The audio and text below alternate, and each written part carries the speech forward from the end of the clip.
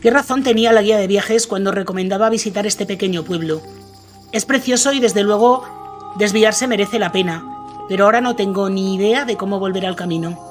Lo peor de todo es que las señales son muy confusas. No veo más peregrinos por aquí y ese señor parece que me vigila y tiene una pinta rarísima.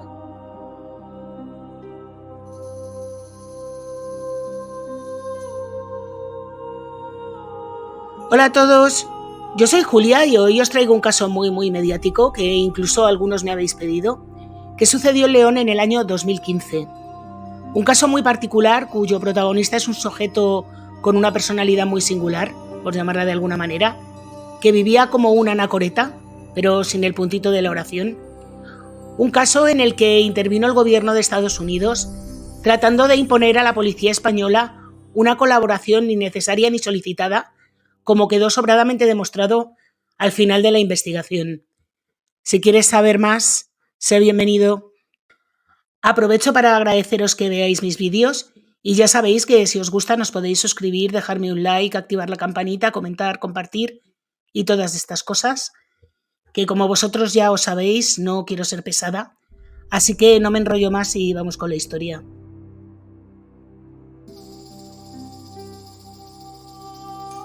Nuestra protagonista del caso de hoy se llama Denise Picatiem y es una mujer que nunca llegó a su destino, la Catedral de Santiago de Compostela. No llegó porque un despiadado asesino se cruzó en su vida alrededor de un mes después de iniciar el camino el 6 de marzo de 2015 en Pamplona. Denise Picatiem había sufrido recientemente una fuerte crisis existencial que la llevó a replantearse su futuro. Tras romper una larga relación y abandonar su trabajo, decidió viajar como una forma de reencontrarse consigo misma. Así que dejó a su mascota con su exnovio, las llaves de su casa y las claves de sus cuentas bancarias a su hermano Cedric y se marchó a recorrer el mundo. Su primera parada fue en Hong Kong y desde allí recorrió un montón de países del sudeste asiático. Luego llegó a Europa, donde recaló en las capitales más importantes, para terminar en España, donde quería finalizar su viaje haciendo el Camino de Santiago.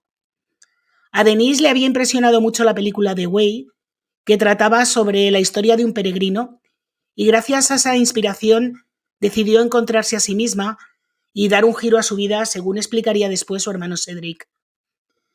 Denise tenía 41 años en el momento de los hechos y había nacido en Hong Kong, aunque residía en Arizona, Estados Unidos. Era soltera y no tenía hijos. Poseía rasgos físicos orientales, cabello negro, ojos rasgados, medía unos 62 metros de estatura y pesaba 50 kilos. Aunque era una mujer muy independiente, tenía un importante problema de salud, ya que padecía una arritmia cardíaca para la que tomaba medicación. Así que una de sus primeras decisiones cuando llegó al camino fue enviar la mayor parte de su equipaje a Santiago para poder hacer los 20 kilómetros diarios que se había marcado como objetivo de manera mucho más ligera y sin poner en riesgo su salud. Durante su ruta, como suele ser habitual, fue conociendo gente con la que llegó a establecer una buena relación, especialmente con una chica australiana con la que compartiría varios tramos del camino y con un hombre español llamado Javier Pombo, que era piloto y que viajaba con sus sobrinos y sus hijos. Durante el día cada uno hacía la caminata a su manera, pero normalmente por la noche se veían en el albergue, pasaban la tarde juntos, comían juntos, incluso cenaban juntos e hicieron bastante amistad. Resulta que Javier le había dado algunas recomendaciones a Denise, porque ya había hecho varias veces el Camino de Santiago, y le dijo que en varias etapas, más adelante, había un desvío del camino para ver un pueblo muy bonito llamado Castrillo de los Polvazares. Es solo 1 kilómetro andando, unos 10 minutos, merece la pena. Lo dicen las guías mejor informadas y también los peregrinos más veteranos. Si estás haciendo el Camino de Santiago por la ruta francesa y sales de la ciudad de Astorga, hay que desviarse solo un ratito para pasar por Castrillo de los Polvazares. Es un pueblo pequeño que conserva la esencia de los maragatos y la vieja ruta de los judíos. Esto es lo que decían las guías y le habían dicho los peregrinos a Denise. Así que Denise, a la que algunos compañeros que habían conocido haciendo el camino llamaban Arizona, no solo porque era de allí, sino porque iba muy a menudo con un sombrero del oeste. Bueno, pues como digo, Denise decidió seguir aquel consejo e ir a ese pueblo que le habían recomendado. En ese momento se separa de Javier y también de la chica australiana, que no iban a hacer ese recorrido, pero Denise no se sintió sola porque habitualmente se ponía en contacto con su hermano Cedric. Había días que no, pero normalmente solía ponerse en contacto a diario con él. Si no era con una llamada, era con un mensaje, o si no, con un email. Y en estos mensajes le contaba cómo le estaba yendo el viaje y lo que tenía pensado hacer en el día o los días siguientes. Sin embargo, Denise nunca llegó a informar a su hermano Cedric si en realidad iría a Castrillo de los Polvazares o no, porque el último mensaje que recibió su hermano fue el día 1 de abril de 2015, y en él Denise le cuenta que va camino de Astorga y que una vez que llegara allí decidiría si iba al pueblo o no. A partir de ese momento, Cedric no volvió a hablar con su hermana nunca más. Comenzó a preocuparse el día 3, pero no quería ser alarmista y decidió esperar. Pero ya el día 6, cuando habían pasado, claro, 6 días desde la última vez que hablaron, no pudo más. Le parecía rarísimo que su hermana no contestara al teléfono y no le devolviera las llamadas, así que lo primero que hace es consultar las cuentas bancarias de Denise a ver si su hermana había hecho algún movimiento para saber por dónde se estaba moviendo más o menos. No ve ningún movimiento entre el día 1 y el 4, pero el día 4 ve que Denise había sacado dinero en Hospital de Órbigo. En cualquier caso, él no estaba muy preocupado por el dinero porque sabía que Denise llevaba siempre escondido en el fondo de la mochila $500 por si le surgía algún inconveniente. Después de mirarlo del banco, consulta las redes sociales y ve que no hay ningún movimiento. Cedric está bastante preocupado porque piensa que el problema cardíaco de Denise ha podido jugarle una mala pasada y podría haberse accidentado en algún sitio del camino donde no tuviera cobertura ni asistencia médica. Entonces el hombre estaba, pues eso, preocupado. Para intentar tranquilizarse un poco, Cedric decide ponerse en contacto con la chica australiana y con Javier, dos personas de las que su hermana les había hablado y que había etiquetado en redes sociales. Por tanto, se puso en contacto con ellos para ver si sabían algo de su hermana.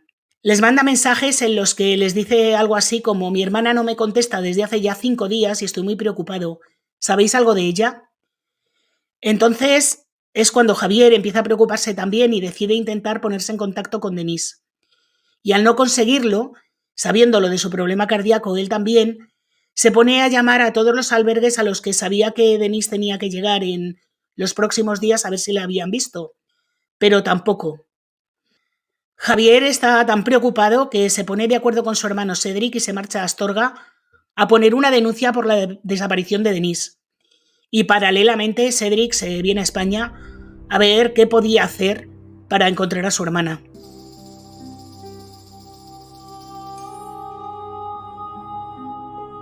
Cuando Cedric llega a España han pasado ya 2 semanas desde que no se tienen noticias de Denise y al menos una semana desde que Javier había puesto la denuncia. La policía había preguntado ya en albergues y a otros peregrinos, pero nadie la había visto. Parecía que a Denise se le había tragado la tierra.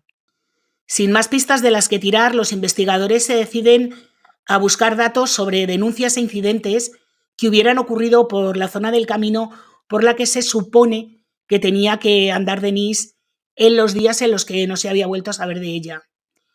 Y así es como recuerdan el ataque sufrido por otra mujer morena de rasgos asiáticos 2 años atrás en una zona muy próxima. Y también recuerdan el incidente que sufrió una peregrina alemana el año anterior. Aquella mujer alemana se llamaba Jocelyn Fischer y en aquella nefasta fecha del 20 de septiembre de 2014 se llevó el susto de su vida.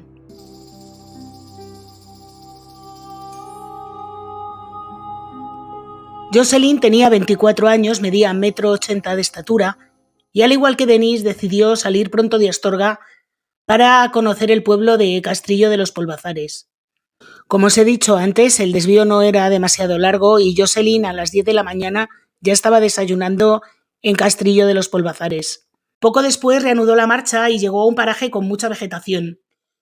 Se sintió perdida porque la guía no explicaba con claridad cómo volver al camino. La mujer se sintió algo inquieta porque no había ningún otro peregrino a la vista, y fue entonces cuando vio una flecha amarilla junto a un cruce. No era exactamente igual que todas las flechas que había visto, era como más cutre, estaba impresa en un papel y luego coloreada, pero pensó que al no ser exactamente la ruta del camino, se había preparado dentro del pueblo de alguna manera y que por eso era diferente. Así que decidió seguirla y se puso a andar. Al poco tiempo de comenzar ese camino, Jocelyn vio unas huellas recientes, unos prismáticos tirados en el suelo y unos arbustos como removidos, como si alguien hubiera estado apostado allí vigilando para cazar. Aquello le pareció bastante perturbador. Y mientras caminaba, escuchó la voz de un hombre que la llamaba y le decía wrong way, es decir, camino equivocado en inglés, y le decía que fuera hacia él. Al acercarse hacia él, se dio cuenta de que el hombre llevaba la cabeza cubierta con un pasamontañas y trató de salir corriendo. Pero el hombre no la dejó, la cogió de la cabeza, la tiró contra el suelo, se lanzó sobre ella y sacó un taser, las pistolas estas eléctricas, y le dio 2 descargas, una en el cuello y otra en la pierna izquierda. El hombre trató de arrastrarla por los pelos, pero ella no se dejó. Al hombre le costaba moverla porque era una mujer muy alta y además estaba todo el tiempo dándole golpes y puñetazos, a pesar de que tenía paralizada la pierna, un brazo y la parte superior del tronco. Se defendió tanto que al final el hombre se dio por vencido y se fue corriendo gritándole no policía, no policía. Jocelyn aprovechó para salir corriendo, como os podéis imaginar. Y no sé cómo, porque no he encontrado cómo fue, pero volvió otra vez al camino y lo primero que hizo fue denunciar lo que le había ocurrido. Así que, con este caso en mente, que había ocurrido en la misma zona en la que había desaparecido Denise, con la denuncia también de esta otra chica de rasgos asiáticos que había puesto otra denuncia poco tiempo antes, la policía tiene una corazonada y decide acercarse hasta la casa de un hombre que vive solo cerca de Castrillo de los Polvazares, un hombre al que ya habían investigado después del ataque a Jocelyn. Este hombre, que vivía aislado del mundo, se llama Miguel Ángel Muñoz. Llevaba algo más de 2 años viviendo allí, en una casa prefabricada dentro de una finca de más de 5.000 metros cuadrados. Tiene algún pariente por la zona, pero no se relaciona con él y no hace vida social con absolutamente nadie. Saben que está separado y es padre de una niña. El sitio donde Jocelyn fue atacada está muy cerca de la finca de este hombre. Así que él fue el principal sospechoso, por lo que la policía acudió con la chica alemana hasta la finca de Miguel Ángel, pero la peregrina no pudo reconocerle porque como su agresor llevaba pasamontañas, pues no hubo manera de que le dijera es este el hombre que me ha atacado.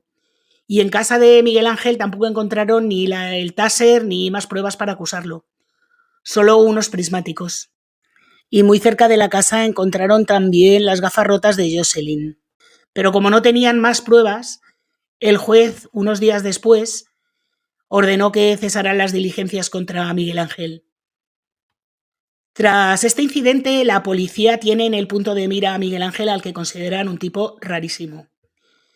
Por eso, cuando acuden a su casa después de la desaparición de Denise y este les recibe con un carácter hosco y bastante malhumorado, no se extrañan absolutamente nada. Cuando le preguntan por Denise, el hombre dice que no sabe nada de ella y además se queja de los peregrinos, que dice que siempre están dando problemas.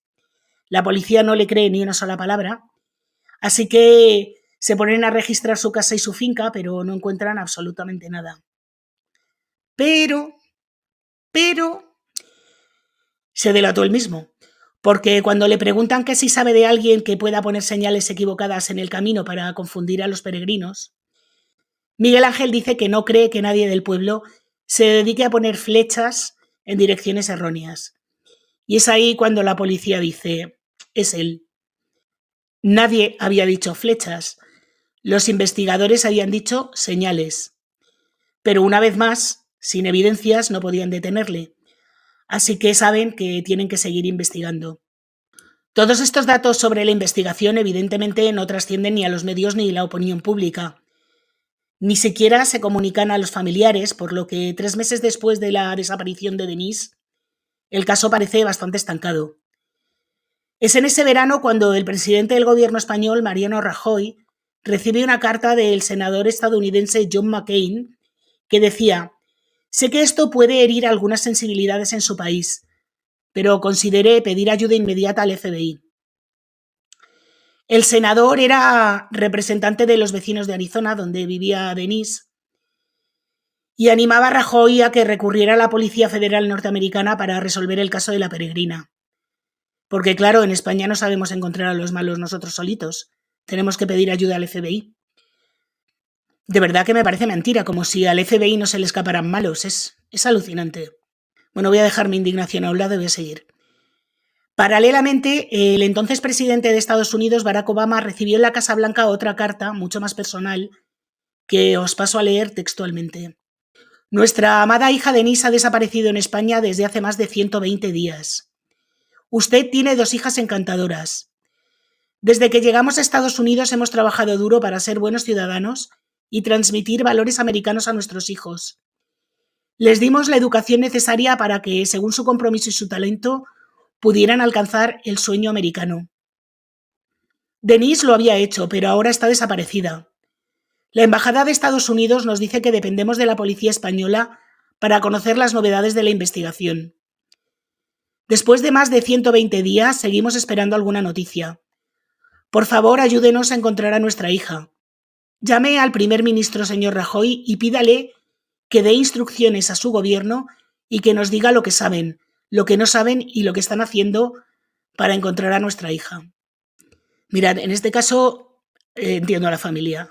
A ver, yo, si me pasara a mí, estoy segura que escribiría, vamos, hasta al Dalai Lama, si con eso ayudara a encontrar a mi hija, a mi hermana o a quien fuera. Lo que no me parece normal es la actitud que tomó el gobierno de Estados Unidos. Pero bueno, eso es otra historia. El gobierno de Estados Unidos prácticamente ordenó al gobierno español, y cuando digo ordenó, es ordenó, como si ellos fueran los reyes del mundo y mandaran sobre todos los gobiernos del planeta. Bueno, pues ordenó que ofrecieran una recompensa por cualquier pista sobre Denise. Además, convocaron reuniones en el Ministerio del Interior con la Embajada estadounidense, en la que estuvieron presentes, además de políticos y diplomáticos, policías de la UD Central. Y es entonces cuando, con un par de narices, los investigadores del caso, frente a los políticos y todos los capitostes, dijeron que de recompensa nada, que eso es contraproducente y que tienen indicios contra un señor que se llama Miguel Ángel Muñoz y que la investigación va bien, que todo tiene que seguir unos trámites y lleva tiempo, pero que están convencidos de que este hombre es el culpable. Yo a todo esto, que me parece muy bien cómo actuó la policía, a todo esto solo le pongo una pega, y es que no informaran a la familia, porque imagino que la familia estaba que se subía por las paredes, como es normal, claro. Imagino que en ese momento los diplomáticos estadounidenses, que todo lo hacen bien, por lo visto, informarían a la familia, supongo yo. Pero bueno, dejémoslo ahí. En este punto, todo el mundo se pregunta, claro, que quién es Miguel Ángel Muñoz, el principal sospechoso. Bien, pues Miguel Ángel Muñoz Blas nació el 26 de abril de 1976 en Madrid. Es el menor de 3 hermanos, 2 chicos y una chica, y tenía 3 cuando su madre, Adela, murió repentinamente de un infarto. Su hermano Josete sufrió a los 23 años un grave accidente de tráfico del que nunca se recuperó del todo y reside en un centro especial para personas con discapacidad. Miguel Ángel comenzó a trabajar con 14 años en una empresa cárnica de la familia y cuando se sacó el carnet de conducir comenzó a repartir el producto. Luego se fue a la mili y se puso a trabajar en un matadero. Con el tiempo se marchó de la empresa familiar y se puso a trabajar en una churrería, luego en una empresa de hierro, pero al explotar la burbuja inmobiliaria decidió dejar el negocio y se dedicó a cobrar el subsidio de desempleo y encadenó varios trabajos esporádicos como peón de albañil, operario de mantenimiento en el parque acuático Acuópolis y recogiendo animales abandonados en una protectora. En el año 2010 conocí a una chica que se llama María José, con la que poco después se fue a vivir en una urbanización ocupa y la chica se quedó embarazada. pero a él no le pareció bien y rompieron la relación. A él no le pareció bien porque, claro, el embarazo fue obra del Espíritu Santo. A este hombre se le fue tanto la pinza que incluso llegó a decirle que iba a denunciarla por quedarse embarazada. En fin. Bueno, al final ella se fue a vivir a una aldea de hippies en una caravana en un pueblo cerca del Escorial. El pueblo se llama Navalquejigo. Cuando ella da a luz en el año 2012, Miguel Ángel estaba en el norte de España, cerca de Pamplona, en unos pueblos ocupas. Al día siguiente llegó a Madrid y en el hospital estaban la madrastra de Miguel Ángel con una amiga que habían ido a ver al bebé y a llevarle unos detallitos. Cuando Miguel Ángel las vio, se enfadó tanto que les dijo que iba a denunciarlas por hacerle fotos a la niña. Cuando se fueron, obligó a su pareja a devolver los regalos y llamó a su madrastra para decirle absolutamente de todo y amenazarla con que no volviera más por ahí. Mira, yo un tío que no se ha ocupado de mí cuando estoy embarazada, que no quiere saber nada de su hijo y que ha amenazado con denunciarme, es que no le dejo ni que entre en la habitación. Pero bueno, cada uno con sus cosas. María José asegura que desde que nació su hija se han visto muy pocas veces. Desde el nacimiento de su hija se fue a vivir a una residencia de monjas y se puso a trabajar limpiando casas. A Miguel Ángel, mientras tanto, le echaron de los pueblos ocupas estos de Navarra y se instaló en la caravana de María José sin permiso de María José, claro. Eso por lo visto denunciable no debe ser, ¿no? Quedarse embarazada sí. Ocupar pueblos y una caravana, eso no. Y desde allí se fue a Castrillo de los Polvazares, donde vivía solo. Según cuenta María José, algunas veces le pidió a ella y a la niña que se fueran a vivir con él. Pero ella dijo que le iba a aguantar a Rita. Contó que Miguel Ángel parece una persona afable, calmada, pero cuando lo conoces te das cuenta de que es muy agresivo, que no se le puede llevar la contraria y que tiene que dominar siempre la situación. A mí no me ha pegado, decía María José, pero ha estado a punto y me ha amenazado muchísimas veces. Es envidioso, celoso y un mentiroso compulsivo.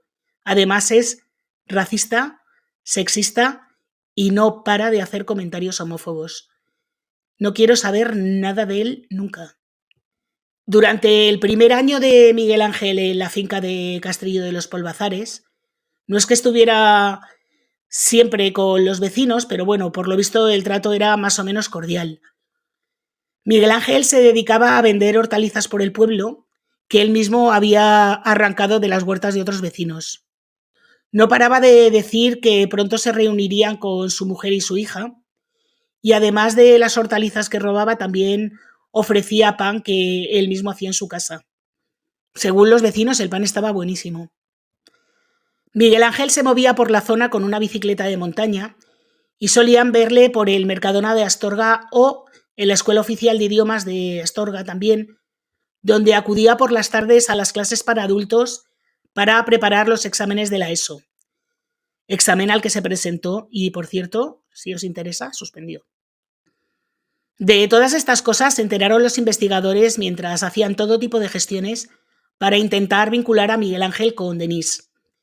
La policía a estas alturas ya estaba convencida de que Denise había fallecido y así se lo comunicaron a la familia, que estaba bastante encima del caso desde el principio, como ya os he contado. Fue en una de esas conversaciones que se produjeron a los pocos días de interponer la denuncia, cuando la familia le contó a los investigadores que Denise llevaba en su mochila unos $500 por si le ocurría algo. Así que los investigadores consultaron a los bancos a ver si en alguno de ellos, en algunos de la zona, Miguel Ángel había cambiado dólares. Y fue el día 7 de septiembre cuando llega la respuesta del banco. Los bancos son otras entidades que hacen las gestiones súper rápido, son mega diligentes. Desde mayo que les preguntan hasta septiembre, pues no han podido contestar. 4 meses. Que eso es darle un botón. Bueno, pues como os digo, el día 7 de septiembre, el banco donde Miguel Ángel recibía una ayuda de 426 euros, contestó que Miguel Ángel había estado allí el 17 de abril, apenas 12 días después de la desaparición de Denise, y allí cambió dólares americanos por valor de 1.033,60 euros, y que como la empleada de la sucursal no se fió de que fueran auténticos, fotocopió los billetes. Las entidades no, pero Algunos trabajadores de los bancos son requete listos. Esta mujer, por ejemplo. El análisis de aquellos dólares revelaría que 2 de ellos tenían números correlativos y que eran el fondo de emergencia de Denise. Cuando la policía fue a hablar con Victoria, la empleada de la sucursal de Cajamar en Astorga, donde Miguel Ángel había cambiado los billetes por euros, reconoció de inmediato la fotografía que le enseñó la policía y recordó todo lo sucedido. Bien por ella, que además de lista tenía memoria. Le contó a la policía que Miguel Ángel quería que le dieran el dinero inmediatamente, pero ella le explicó que no podía hacerlo así, que tenía que comprobar que los billetes fueran auténticos. El hombre, al parecer, se puso como una hidra e insistió en cobrarlo de inmediato. Al parecer, montó un pollo en la sucursal de estos monumental. Así que ella, para evitar conflictos, hizo unas fotocopias. Después de comprobar que no tenía mucho efectivo en la cuenta y que nunca había cambiado de divisas porque se fiaba poquísimo de él. Y esto resultó crucial para la investigación. Tras esto, algunos vecinos explicaron a la policía que Miguel Ángel iba por el pueblo con un móvil nuevo bastante fardón y que se había comprado ropa de montaña bastante cara. Además de ello, pudieron rastrear sus movimientos financieros y descubrieron que había comprado una motosierra, una bomba de extracción para la fosa séptica de su parcela y unas bolsas que sirven para guardar residuos orgánicos descompuestos. Madre mía, es escalofriante, de verdad. En este punto, los agentes a cargo de la investigación tienen todas las alarmas encendidas e intentan tener localizado a Miguel Ángel las 24 horas del día. Pero le resulta bastante complicado porque el sospechoso tomaba muchísimas precauciones. Escondía la bicicleta en sitios ignotos, no seguía un horario fijo, pero saben que después de todo el año estudiando se va a presentar a los exámenes de la ESO. Y claro, saben dónde son y a qué hora van a ser. Así que se presentan en el centro donde van a ser los exámenes y cuando sale de los exámenes la policía les sigue hasta Castrillo de los Polvazares y comprueban que el hombre ha vuelto a la finca donde reside. La policía no tiene claro si es en ese momento o ha sido antes, pero Miguel Ángel se sabe vigilado, así que decide huir. Pero antes de hacerlo deja, como cada tarde, un par de calcetines y un par de botas colgando de la barandilla de la entrada de su casa para que quienes le vigilan piensen que sigue dentro. Pero un día después de hacer sus exámenes, 2 policías de paisano que acuden a la finca ven que en la parte de atrás de su casa ya no están las grandes placas solares que proporcionaban electricidad a la vivienda. Sin ellas no puede estar en la casa. Son conscientes de que ha huido, pero no saben dónde está. Hasta que nuevamente el rastro del dinero le juega una mala pasada a Miguel Ángel, ya que el 11 de septiembre, una semana después de su desaparición, alguien utiliza la tarjeta de Miguel Ángel para sacar 50 euros de un cajero automático en una localidad asturiana bastante aislada que se llama Grandas de Salime. Esta localidad forma parte del Camino de Santiago. En las cámaras de seguridad se ve a Miguel Ángel entrando en la sucursal con toda la indumentaria típica de los peregrinos: bastón, mochila, botas de senderismo. Como os he dicho antes, este pueblo está bastante aislado y no es fácil llegar por carretera. La comisaría de policía de la zona solo tiene 2 agentes municipales que, por supuesto, jamás en su vida se han enfrentado a un caso de estas dimensiones.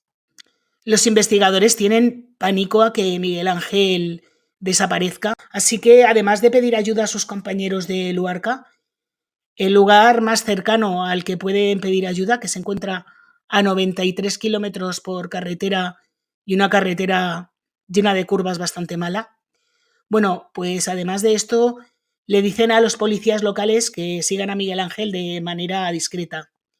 Y mientras ellos, desde Madrid, toman un helicóptero y salen en dirección a Grandas de Salime.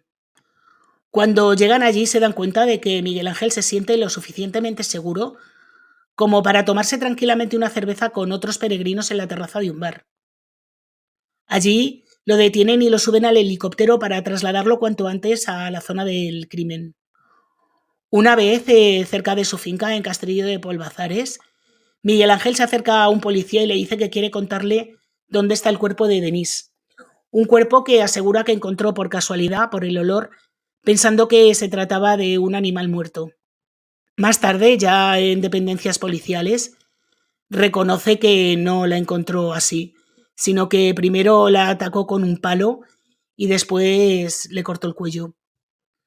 Aunque una vez estudiado el cuerpo de Denise, se sabe que falleció por los golpes. Dice que asaltó a Denise pero que no tenía ninguna intención de acabar con ella, que luego dejó su cuerpo en una oquedad donde duermen los jabalíes a unos 150 metros de su casa. Quemó su ropa, su teléfono móvil y sus bastones. Y que unos días después trasladó el cuerpo de Denise a unos 2 kilómetros a una zona mucho más inhóspita, desconocida y por supuesto mucho menos accesible. Aseguró que le quitó la ropa porque un cuerpo desnudo se descompone antes. Eso lo sabe todo el mundo. Esto fueron sus palabras, ¿eh? Y le quitó las manos porque pensaba que entre las uñas podían encontrar rastros de su ADN. Según él, se las cortó con un hacha pequeñita de cocina. En el registro de su casa, los policías encontraron más de 38.000 euros procedentes de una herencia familiar. No los había llevado al banco porque no se fiaba de los bancos, pero lo más curioso de esto es que si no necesitaba el dinero, ¿por qué le hizo todo esto a la chica? Es que no entiendo la motivación, de verdad. 2 años después de la desaparición de Denise, la Audiencia de León le condenó a una pena de 23 años de cárcel tras ser declarado culpable por un jurado popular. La condena fueron 20 años por haber acabado con la vida de Denise y 3 por el robo con violencia, ya que tras acabar con ella se apropió de sus pertenencias, entre ellas los dólares que cambió a euros en la sucursal de Astorga. Además, el tribunal condenó a Muñoz a indemnizar a los padres de la víctima con 120.000 euros, la mitad para cada uno, y con 30.000 euros a su hermano Cedric, y a no volver al pueblo de Castrillo de los Polvazares en 25 años. Una cosa curiosa es que no todos los miembros del jurado popular le encontraron culpable de asesinato. Uno de ellos pensó que no lo había hecho. Es decir, la decisión se tomó 8 contra 1. Pero sí tuvieron unanimidad al creer que había cometido el robo con violencia. Miguel Ángel reconoció inicialmente que había acabado con la peregrina ante la jueza de Astorga, pero meses después cambió su versión y durante el juicio afirmó que se lo inventó todo porque se sintió muy presionado por la policía cuando fue detenido. La policía cuenta que durante los interrogatorios este hombre era muy seco, muy serio, y que solo sonreía cuando se sentía protagonista de la historia, cuando le prestaban suficiente atención como para ser el centro de todas las miradas. Madre mía, qué psicópata. Actualmente cumple condena en la cárcel de Navalcarnero, en Madrid, a la que fue trasladado desde Villahierro, en la que fue ingresado inicialmente, fue trasladado para que esté más cerca de la familia. La vida de Miguel Ángel Muñoz tras las rejas, al parecer, es de lo más normal. Se ha integrado perfectamente, aunque no tiene demasiados amigos. Con estos pocos con los que habla, les ha dicho que no tienen que tenerle miedo porque no va a hacer nada, que ya bastante ha hecho. Yo no me fiaría mucho, la verdad, pero bueno. Como os he dicho antes, se junta con un grupo de presos muy concreto y solamente recibe visitas de su padre. Poco tiempo después de que ingresara a impresión, desvalijaron su casa y 2 años después la quemaron. Nadie sabe quién ha sido. No sé si lo han investigado mucho, también os digo. Y bueno, vamos a acabar con una cosa muy bonita. La prima de Denise, Desiree Yao, que fue la encargada de representar a la familia en su relación con los investigadores, pues desde Hong Kong, donde vive, ha seguido manteniendo el contacto con los policías a lo largo de estos años. Tanto es así que en el año 2020, durante los peores días de la pandemia del coronavirus, Desiree le envió un nuevo mensaje a los agentes de la UDEF. El mensaje decía así: «Hola, perdona que os moleste. Acabo de ver en las noticias que en España médicos, enfermeras y auxiliares No tienen mascarillas ni trajes protectores. Voy a comprar unas cuantas mascarillas N95 o de nivel médico 3 para mandarlas a algún hospital de Madrid. ¿Me podríais decir a qué centro médico sería mejor que las mandara? ¿Sabéis si los agentes de policía también andan cortos de material de protección personal como mascarillas y guantes? Espero que estéis bien, rezo por vosotros todos los días. Unos días después llegaron a España 1.100 mascarillas FFP2 que fueron entregadas a Protección Civil y repartidas por varios hospitales de la Comunidad de Madrid. Así que bueno, una buena noticia para acabar. Está bien acabar un caso tan horrible con una buena noticia. Y bueno, aquí termina el caso de hoy, que supongo que es un caso que todos conocíais. Espero haberos descubierto alguna cosa que no supierais sobre él, porque este caso la verdad es que ha sido muy comentado. Así que a lo mejor ya lo conocíais, pero os he descubierto alguna información nueva. Bueno, en cualquier caso, espero que os haya gustado. Si es así, por favor, dejadme un like, activar la campanita, suscribiros si no lo estáis, comentar, compartir y bueno, todas estas cosas. Y como subo vídeo todos los viernes, hasta la semana que viene.